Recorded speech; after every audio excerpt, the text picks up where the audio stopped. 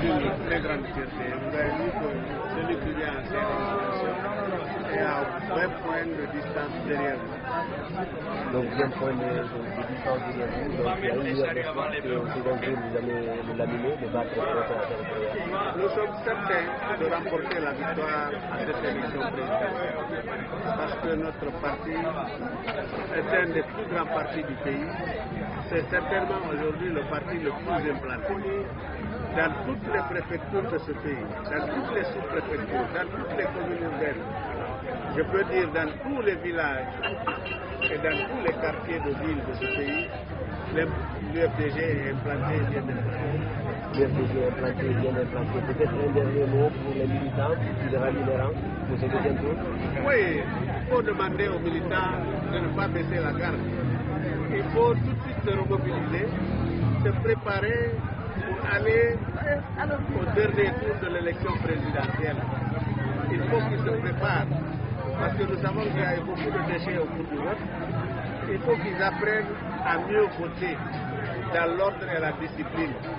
Il faut surtout qu'ils sachent entretenir les belles relations de fraternité avec tous les Guinéens.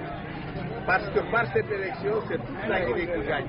Donc toutes les Guinéennes et tous les Guinéens. C'est ce que nous leur demandons. Fraternité en Guinée, convivialité en Guinée pour un vote transparent et crédible au profit de la Guinée, donc de tous les Guinéens. Peut-être un dernier mot, je vous ai connu, je vous ai côtoyé quand vous étiez préfet, donc vous êtes un connaisseur des réalités de la Guinée, mais aussi des difficultés. Vous pensez que c'est le président qui compte la Guinée? Ah, bien sûr, ça cela je ne serai pas avec lui, parce que j'ai fait un choix conscient, délibéré.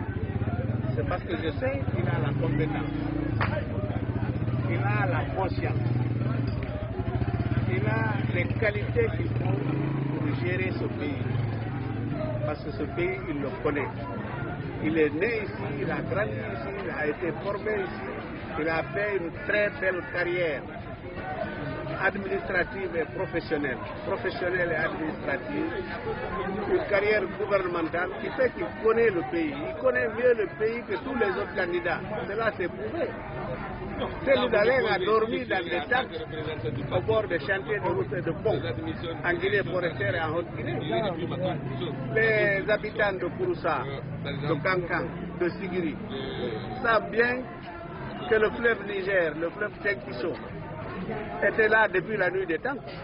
Mais c'est avec Cellou Dalein, comme chef du département des travaux publics, qu'ils ont vu un pont sur le Niger, ils ont vu un pont sur le Tinkiso.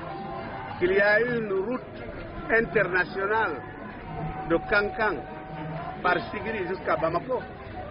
C'est grâce à ces efforts, grâce évidemment au gouvernement auquel il appartenait à l'époque, mais à travers lui, il y a eu cette route qui permet aujourd'hui à un taximan de partir de Conakry dans la matinée et d'être avant 23 h à Bamako. Merci, monsieur.